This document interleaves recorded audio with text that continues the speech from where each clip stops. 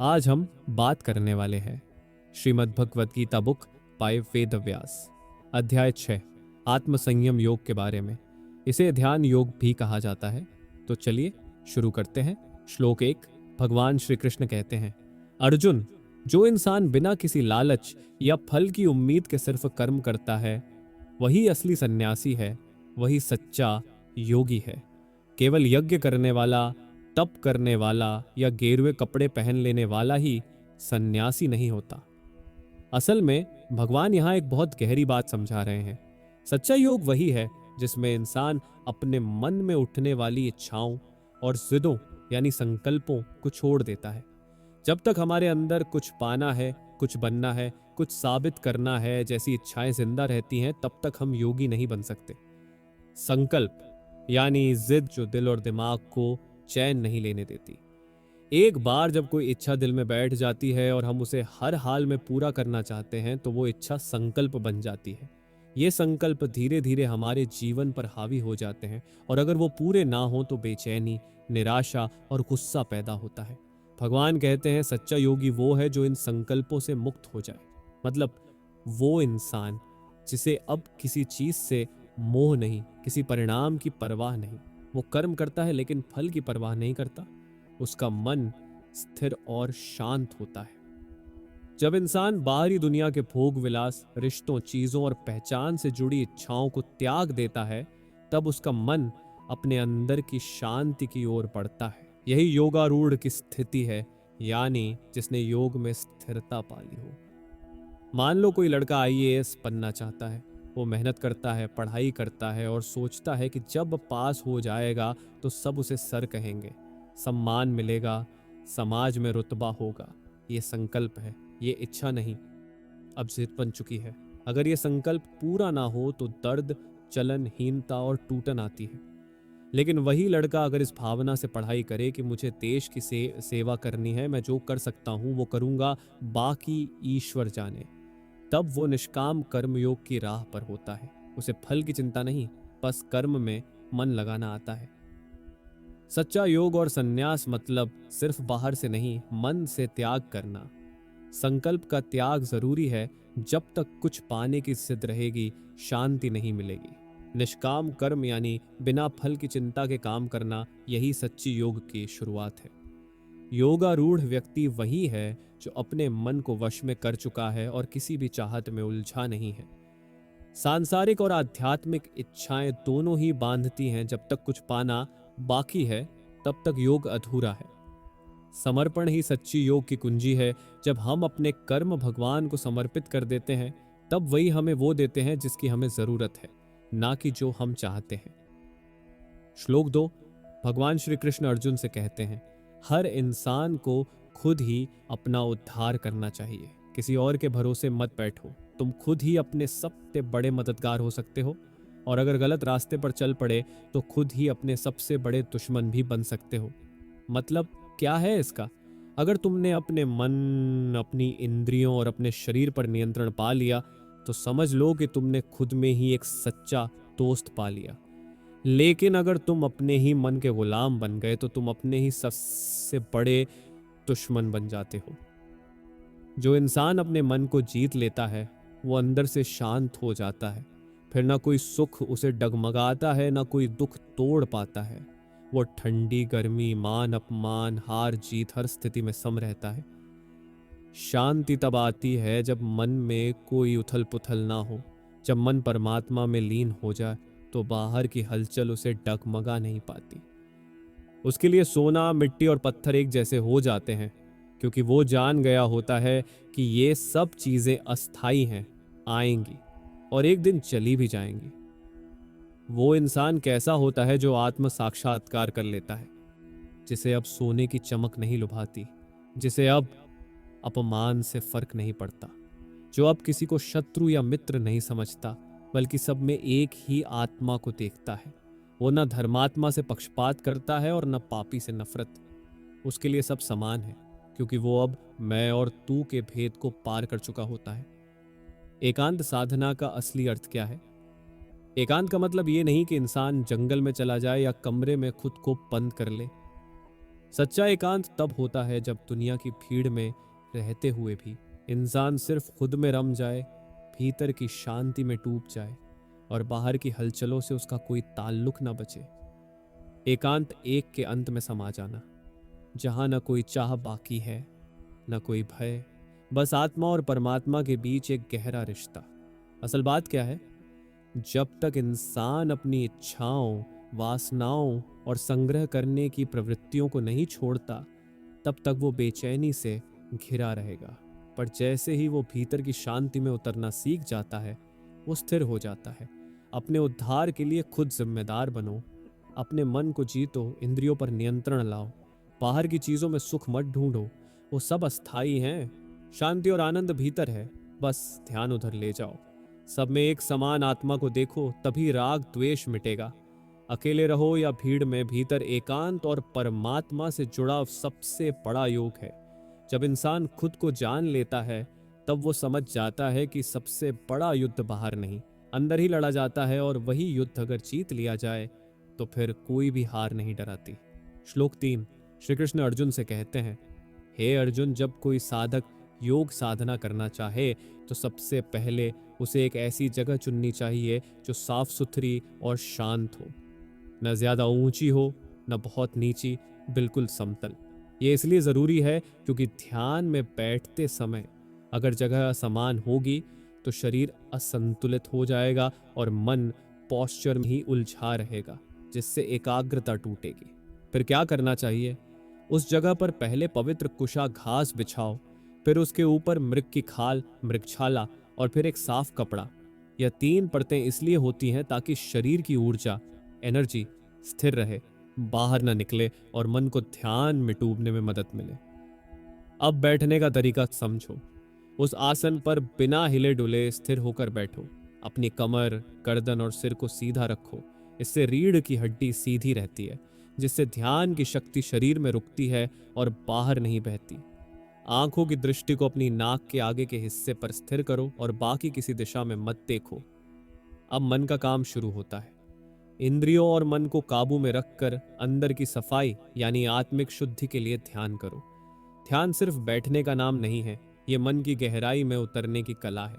जब मन शांत और स्थिर होता है, तब इंसान अपने असली स्वरूप को देख सकता है, जैसे कोई साफ आईने में खुद की छवि देखे और पहचाने, मैं कौन हूं। ध्यान में 2 सबसे बड़े बाधक कौन है? काम, वासना और डर।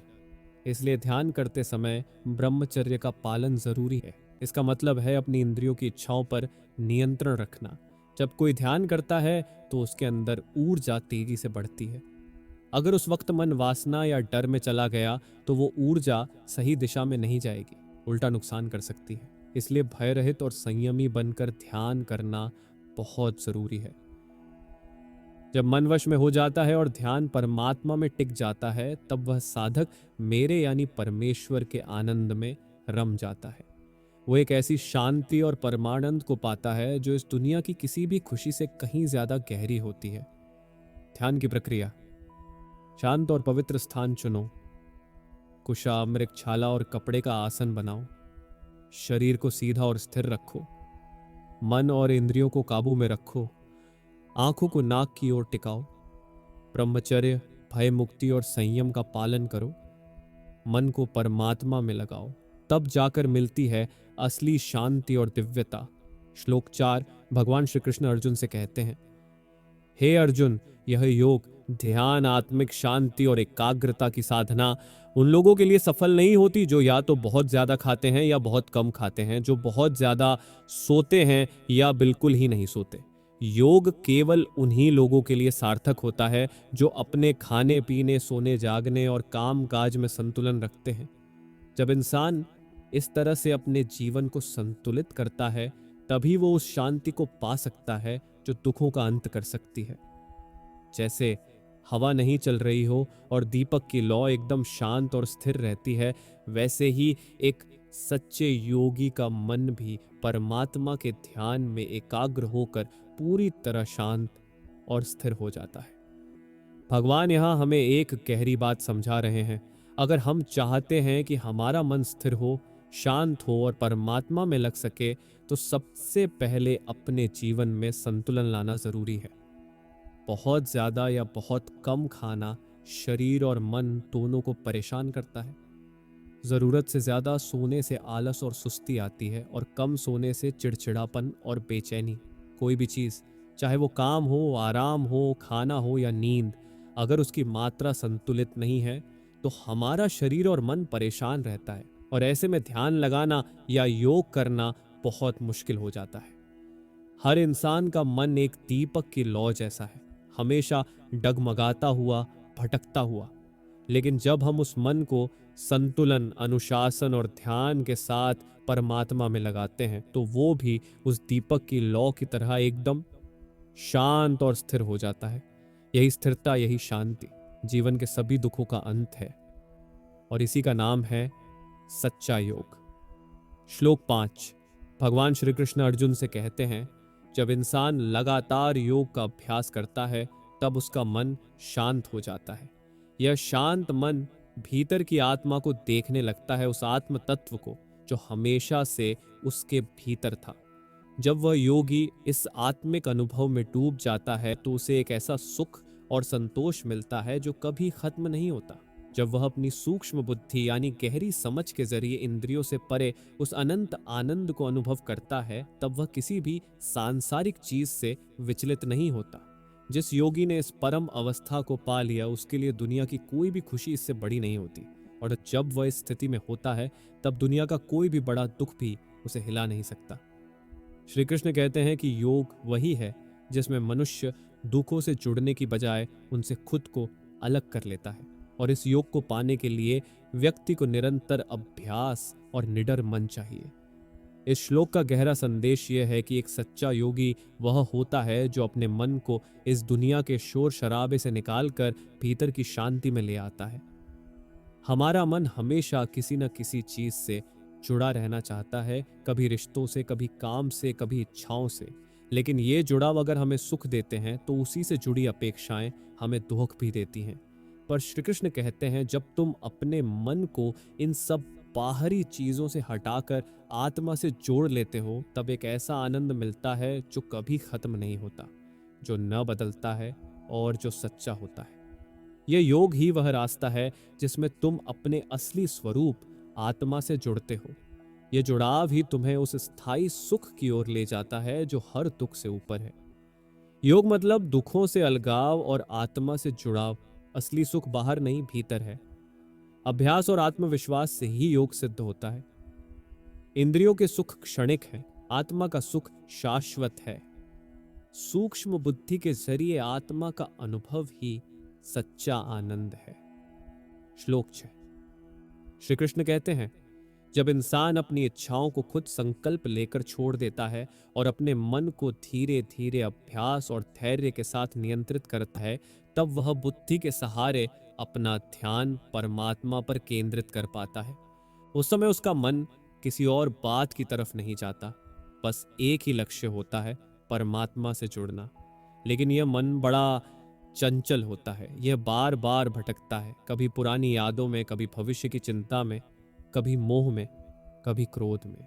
लेकिन श्री कृष्ण कहते हैं कि यह स्वाभाविक है। मन को दोष मत दो, बस हर बार जब यह भटके तो प्यार से, धैर्य से उसे वापस परमात्मा की ओर मोड़ दो।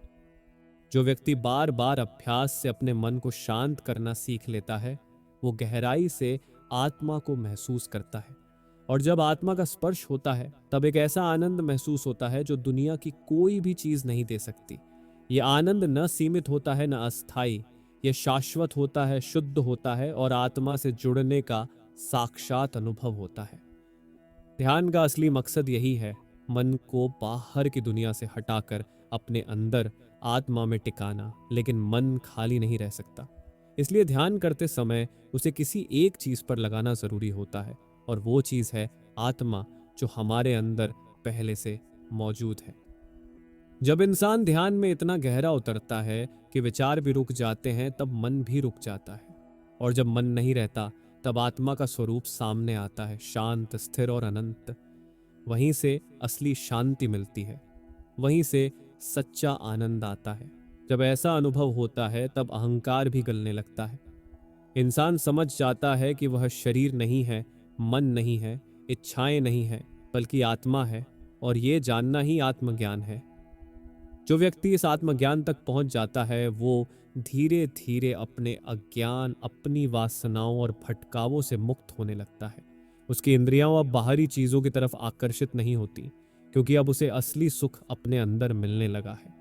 अब उसे बाहरी दुनिया की जरूरत नहीं, क्योंकि वह अपने अंदर एक पूरा ब्रह्मांड महसूस करता है। इस अवस्था में जीते हुए भी वह इंसान जीवन मुक्त हो जाता है, यानी जीते जी मोक्ष को पा लेता है। योग के अभ्यास से उसका चित्त शुद्ध होता जाता है। पुराने घाव, इच्छाएं, वासनाएं सब मिटने लगती हैं, और जब चित्त पूरी तरह निर्मल हो जाता है तब वह व्यक्ति जन्म और मृत्यु के चक्र से हमेशा के लिए मुक्त हो जाता है। मन को परमात्मा में लगाकर इच्छाओं का त्याग करने वाला योगी ही असली सुख पाता है। यह सुख बाहर नहीं, आत्मा के भीतर छिपा है। ध्यान के अभ्यास से मन की चंचलता पर जीत पाकर जब इंसान अपने सच्चे स्वरूप को जानता है तभी वह मुक्त होता है। सचमुच का आनंद और शांति वहीं से शुरू होती है। श्लोक 7। भगवान श्री कृष्ण अर्जुन से कहते हैं, जो इंसान सच्चे योग के मार्ग पर चलता है और समान दृष्टि से सभी को देखता है, वह योगी हर एक जीव में आत्मा को देखता है और यह भी समझता है कि हर आत्मा में वही परमात्मा बसा हुआ है। जो मुझे, भगवान को, हर जगह हर जीव में देखता है और हर किसी को मुझ में देखता है, उसके लिए मैं कभी ओझल नहीं होता और वह भी मुझसे कभी दूर नहीं होता। जो इंसान सभी प्राणियों में मुझे ही देखता है और हर समय मुझे ही स्मरण करता है, वह चाहे किसी भी स्थिति में क्यों ना हो, वह हमेशा मेरे ही भीतर रहता है। और जो अपने जैसे ही सभी जीवों को देखता है, उनके सुख दुख को अपना मानता है, वही असली योगी होता है। इस श्लोक में भगवान श्री कृष्ण ये समझा रहे हैं कि असली योगी वो नहीं होता जो सिर्फ ध्यान लगाता है या तप करता है, बल्कि असली योगी वो है जो हर इंसान, जानवर, पेड़ पौधे सभी में एक ही आत्मा, एक ही परम शक्ति को देखता है। जैसे हम सब बर्तन अलग अलग दिखते हैं लेकिन सबकी मिट्टी एक होती है, वैसे ही हम सबके शरीर भले ही अलग हों पर आत्मा एक ही है और वही परमात्मा है। जब कोई इंसान इस सच को पहचान लेता है तब वो न किसी से ऊंच नीच करता है, न किसी से द्वेष रखता है। वो सबको एक समान देखता है, चाहे कोई गरीब हो या अमीर, शिक्षित हो या अशिक्षित, उसके लिए सब में भगवान है। भगवान आगे कहते हैं कि जो इंसान मुझे सभी में देखता है, मैं भी उसे कभी खुद से अलग नहीं करता। हमारी आत्माएं एक रिश्ता बना लेती हैं, एक गहरा जुड़ाव जिसमें कोई दूरी नहीं रहती। और जब किसी की नज़र इतनी समान हो जाती है कि वो दूसरों के सुख को अपना सुख और दुख को अपना दुख समझता है, तब वो अपने जीवन में इतनी शांति और स्थिरता पा लेता है कि उसे कोई दुख, कोई परिस्थिति टिका नहीं सकती। वो इंसान ही सच्चा योगी कहलाता है। असली योग वही है जिसमें हम दूसरों में भी खुद को देखें, सभी में भगवान को देखना और सबके साथ संभाव से व्यवहार करना, यही है आत्मा की पहचान और परम शांति की कुंजी। जब हमारी दृष्टि एक जैसी हो जाती है तब जीवन में सच्चा सुख और स्थिरता आती है। श्लोक 8। अर्जुन भगवान कृष्ण से कहते हैं, हे मधुसूदन, आपने जो संभाव यानी हर परिस्थिति में शांत और संतुलित रहने की बात कही है वो मुझे बहुत कठिन लगती है। कारण यह है कि मेरा मन बहुत ही चंचल है, कभी एक जगह टिकता ही नहीं। यह बहुत जिद्दी, बलशाली और नियंत्रित करना मुश्किल है। मैं इसे वश में करना वैसा ही समझता हूं जैसे कोई तेज चलती हवा को पकड़ने की कोशिश करे, लगभग असंभव। अर्जुन यहाँ अपने भीतर के संघर्ष को व्यक्त कर रहे हैं। वो कहते हैं कि जीवन में हर समय मन को शांत रखना और हर परिस्थिति में एक जैसा संभव बने रहना बहुत मुश्किल है।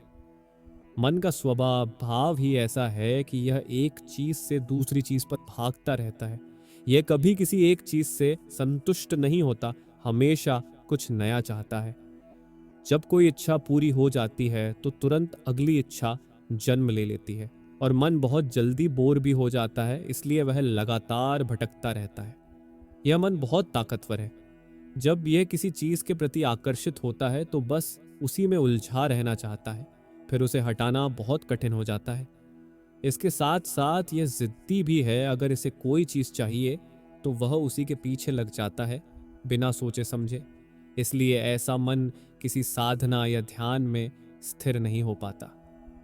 इस श्लोक में अर्जुन हर इंसान की उस आम समस्या को बता रहे हैं जिससे हम सब गुजरते हैं, मन का अस्थिर, अशांत और बेकाबू होना। वो साफ कहते हैं कि ऐसे मन को स्थिर करके समभाव में रहना एक असंभव कार्य जैसा लगता है। ये अर्जुन की ईमानदार स्वीकृति है कि मन को कंट्रोल करना सबसे बड़ी चुनौती है। श्लोक 9। श्री कृष्ण ने कहा, हे अर्जुन, इसमें कोई शक नहीं कि मन बहुत ही चंचल और नियंत्रित करना मुश्किल है, लेकिन हे कुंती पुत्र, इसे नियमित अभ्यास और वैराग्य, आसक्ति से दूरी के द्वारा अपने वश में किया जा सकता है। जिसका मन नियंत्रण में नहीं है उसके लिए योग का अभ्यास कठिन है, लेकिन जो व्यक्ति प्रयासरत है और जिसने मन को काफी हद तक नियंत्रित कर लिया है उसके लिए योग की स्थिति को पाना संभव है। यही मेरा मत है। भावार्थ, श्री कृष्ण यहाँ अर्जुन को समझा रहे हैं कि मन को काबू में करना आसान नहीं है। ये हर वक्त किसी न किसी चीज के पीछे भागता है, कभी सुख, कभी इच्छाएं, कभी भूत या भविष्य की चिंताएं। लेकिन इसका यह मतलब नहीं कि इसे वश में नहीं किया जा सकता। 2 उपाय बताए गए हैं। अभ्यास, बार बार मन को भटकने से रोककर सही दिशा में लाना। जैसे कोई बच्चा बार बार गलत रास्ते पर जाता है तो हम उसे प्यार से समझाकर वापस लाते हैं, वैसे ही मन को भी प्रेम पूर्वक ज्ञान के सहारे बार बार अपने आत्मिक केंद्र की ओर मोड़ना होता है। वैराग्य, इसका मतलब चीजों से नफरत करना नहीं, बल्कि ये समझना है कि दुनिया की चीजें क्षणिक हैं, आज हैं कल नहीं होंगी। जब मन ये समझ लेता है कि जिनसे वह सुख की उम्मीद करता है वही कई बार दुख का कारण बनते हैं, तब वह उनसे धीरे धीरे दूर होने लगता है। अगर कोई बार बार असफल हो भी जाए तो उसे हार नहीं माननी चाहिए। श्री कृष्ण कहते हैं कि लगातार प्रयास और संतुलन से मन को काबू में किया जा सकता है और तब व्यक्ति सच्चे योग की स्थिति तक पहुंचता है जहां शांति है, स्थिरता है और आत्मा से जुड़ाव है। मन जितना भी चंचल क्यों न हो, अगर हम निरंतर अभ्यास और वैराग्य की समझ के साथ कोशिश करते रहें तो वह भी एक दिन हमारी राह का साथी बन जाता है, दुश्मन नहीं। श्लोक 10। अर्जुन बोले, हे कृष्ण, अगर कोई व्यक्ति सच्चे मन से विश्वास तो रखता है लेकिन अपने मन और इंद्रियों को नियंत्रित नहीं कर पाता और योग की साधना करते हुए बीच में ही विचलित हो जाता है तो उसका क्या होता है?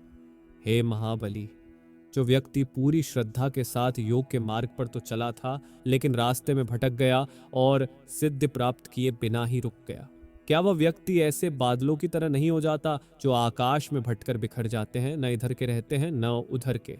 क्या ऐसा व्यक्ति न सांसारिक सुख पा पाता है और न आध्यात्मिक शांति?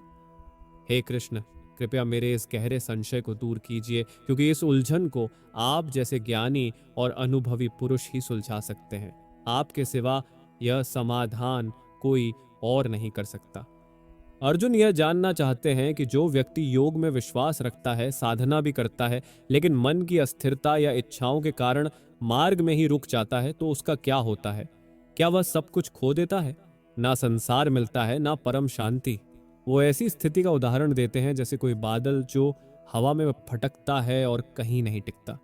और फिर अर्जुन विनम्रता से श्री कृष्ण से आग्रह करते हैं कि इस उलझन को केवल आप ही सुलझा सकते हैं। श्लोक 11।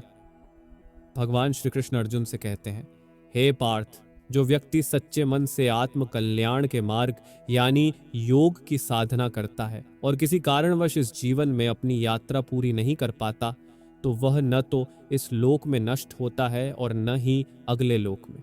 जो कल्याण के उद्देश्य से कर्म करता है उसका कभी भी बुरा नहीं होता।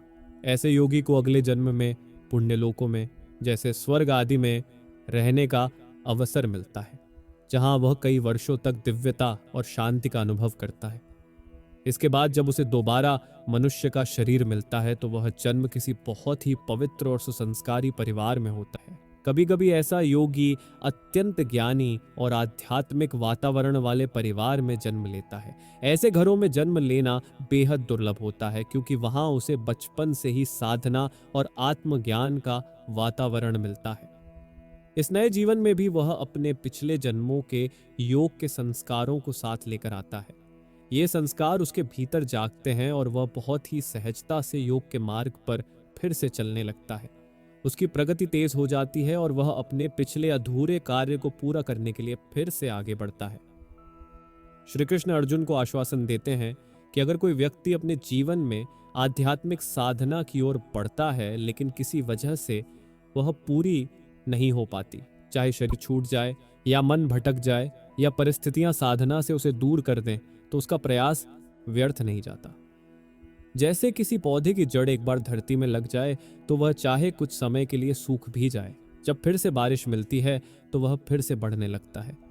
उसी तरह योग की राह पर किया गया हर प्रयास आत्मा में एक छाप छोड़ता है, उसे संस्कार कहते हैं। इसलिए अगर इस जन्म में कोई अपनी साधना पूरी नहीं कर पाया तो वह पुण्य लोकों में कुछ समय बिताकर फिर ऐसा जन्म पाता है जहां उसकी यात्रा फिर से शुरू हो सके। वह जन्म किसी ऐसे परिवार में होता है जहां उसे धर्म, भक्ति, आत्मज्ञान और साधना की प्रेरणा बचपन से ही मिलती है। यह श्री कृष्ण का यह वादा है कि आत्मज्ञान की दिशा में उठाया गया एक भी कदम कभी व्यर्थ नहीं जाता। यह ईश्वर की कृपा है कि हर कोशिश की कद्र होती है। योग का रास्ता अधूरा रह जाए तो भी नुकसान नहीं होता। ऐसे योगी पुण्य लोकों में जाते हैं और दिव्यता का अनुभव करते हैं। फिर उनका जन्म किसी पुण्यात्मा, ज्ञानी या साधक के घर में होता है। ऐसे जन्म दुर्लभ होते हैं क्योंकि यह जीवन साधना के लिए अनुकूल बनता है। पिछले जन्म के संस्कार फिर से जागते हैं और वे साधना की ओर आगे बढ़ते हैं। योग में किया गया प्रयास कभी नष्ट नहीं होता, आत्मा उसे लेकर चलती है। श्री कृष्ण की यह बात आज के दौर में भी उतनी ही सटीक है। अगर तुमने आत्म उन्नति, ध्यान, सेवा या सच्चाई के रास्ते पर एक कदम भी बढ़ाया है तो वह कदम तुम्हारी आत्मा की यात्रा में दर्ज हो गया है। भले ही इस जीवन में तुम मंजिल तक न पहुंच सको, लेकिन अगले जीवन में तुम्हारा रास्ता वहीं से शुरू होगा जहां तुम रुके थे। यही आत्म प्रयास की अमृता है, यही योग की सच्ची शक्ति है। श्लोक 12 श्री कृष्ण अर्जुन से कहते हैं, जो व्यक्ति पिछले जन्मों में योग का अभ्यास कर चुका होता है वह जन्म जन्मांतर में भी अनजाने में उसी रास्ते की ओर खिंचता चला जाता है। उसे खुद यह नहीं पता होता कि वो क्यों ध्यान, साधना या आत्मज्ञान में रुचि रखता है, लेकिन उसके पुराने जन्मों की योग संस्कार शक्ति उसे उस दिशा में प्रेरित करती है। अगर उसने बहुत ज्यादा बुरे कर्म नहीं किए हैं तो पिछले जन्मों की साधना के संस्कार इस जन्म में भी उसे मार्ग दिखाते रहते हैं। जैसे ही उसके बुरे कर्मों के प्रभाव खत्म होते हैं, उसकी अंतरात्मा फिर से जाग उठती है और वह योग की दिशा में आगे बढ़ने लगता है। जैसे जैसे योगी अभ्यास करता है, उसकी आत्मा पवित्र होती जाती है। उसके जीवन के कई जन्मों की मेहनत उसे परम लक्ष्य यानी आत्म साक्षात्कार तक पहुंचा देती है। श्री कृष्ण आगे बताते हैं कि एक सच्चा योगी तपस्वियों जो कठिन तप करते हैं, शास्त्र के ज्ञाताओं और कामना से कर्म करने वालों से श्रेष्ठ होता है। इसलिए वे अर्जुन से कहते हैं, हे अर्जुन तू योगी बन, क्योंकि सभी योगियों में वह योगी सबसे श्रेष्ठ है जो पूरे समर्पण और श्रद्धा से अपने मन को भगवान में लगाकर निरंतर उन्हें ही भजता है। मैं भगवान उसे अपने सबसे करीब मानता हूँ। पिछले जन्मों की साधना बेकार नहीं जाती। अगर आपने कभी किसी जीवन में योग, साधना या आत्मज्ञान की दिशा में कुछ प्रयास किए हैं तो वे संस्कार आपके साथ रहते हैं और आने वाले जन्मों में भी आपको उसी ओर खींचते हैं। सच्चा योगी कौन है? वह व्यक्ति जो बिना किसी दिखावे, कठिन तपस्या या शास्त्र ज्ञान के बोझ के सिर्फ भक्ति और आत्मसमर्पण से परमात्मा की ओर बढ़ता है, वही सच्चा योगी है। योग तब ज्ञान और कर्म से श्रेष्ठ क्यों है? क्योंकि योग में बाहरी क्रिया नहीं बल्कि भीतर की यात्रा होती है आत्मा से जुड़ने की। यह एक ऐसा अनुभव है जिसे सिर्फ खुद महसूस किया जा सकता है, किसी शास्त्र से पढ़ा नहीं जा सकता। भक्ति ही श्रेष्ठ मार्ग है। गीता कहती है कि योग का सर्वोत्तम रूप भक्ति योग है, जिसमें प्रेम, श्रद्धा और समर्पण से हम परमात्मा से जुड़ते हैं। ऐसे योगी को भगवान सबसे प्रिय मानते हैं। अगर जीवन में कभी आपके अंदर ईश्वर, साधना या आत्मज्ञान के प्रति सहज आकर्षण हो तो समझिए यह कोई नया भाव नहीं बल्कि आत्मा के पुराने संस्कार हैं जो जाग रहे हैं। योग का अभ्यास धीरे धीरे आपके मन को शुद्ध करता है और एक दिन ऐसा आता है जब मन शांत होकर अपने असली स्वरूप को पहचान लेता है। यही आत्मज्ञान है। इसलिए जीवन में चाहे जहां भी हो, थोड़े थोड़े प्रयास करते रहिए। हर छोटा प्रयास भी भविष्य में बड़ा फल देगा। अंततः सिर्फ ज्ञान या तप नहीं, बल्कि प्रेम, समर्पण और निरंतर अभ्यास ही आपको परमात्मा से जोड़ते हैं। यही गीता का सार है।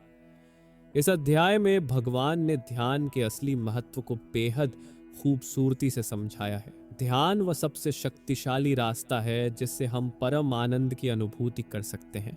ये कोई आसान रास्ता नहीं, लेकिन जितना कठिन लगता है उतना ही गहरा असर भी देता है। ध्यान की सबसे बड़ी सीख ये है कि सन्यासी वो नहीं होता जो अपने घर, परिवार और जिम्मेदारियों से भाग जाए या कर्मों को छोड़ दे। असली सन्यासी तो वही है जो कर्मों के फलों की इच्छा छोड़ देता है, फिर भी पूरी निष्ठा और जिम्मेदारी के साथ अपने कर्तव्यों को निभाता है। यह बात दिल को छू जाती है, क्योंकि ये दिखाती है कि सच्चा त्याग अपने कर्तव्यों से मुंह मोड़ना नहीं, बल्कि बिना किसी स्वार्थ के कर्म करना है। योग का रास्ता आसान तब बनता है जब इंसान अपने मन और इंद्रियों को अपने नियंत्रण में ले लेता है। जब खान पान, नींद और जीवन के हर पहलू में संतुलन बन जाता है, तभी योग की साधना सच्चे अर्थ में फलती फूलती है। यह संतुलन एक गहरा आंतरिक संतोष और स्थिरता देता है जो मन को स्थिर करता है। अगर साधना के रास्ते में कोई बाधा आती भी है तो निराश होने की कोई जरूरत नहीं, क्योंकि साधना का असर मन के भीतर गहराई से बैठ जाता है।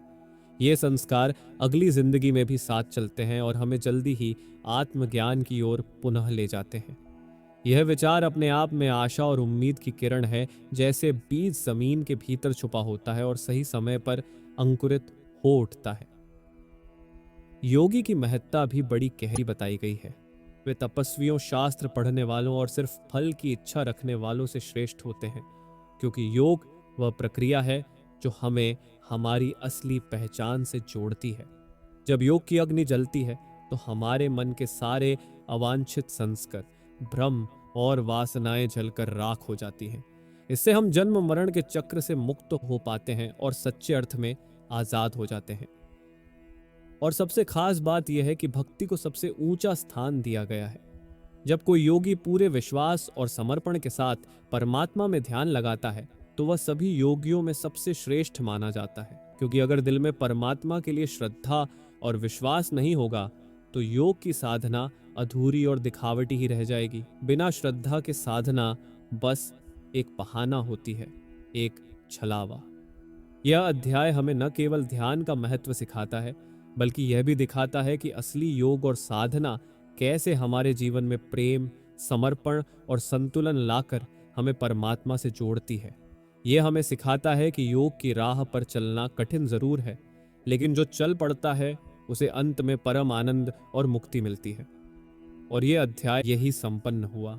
अगर आपको यह गीता ज्ञान अच्छा लगा हो तो हमारे इंस्पायर्ड बुकी चैनल को सब्सक्राइब जरूर करें। मिलते हैं अगले अध्याय में। जय श्री कृष्णा। धन्यवाद।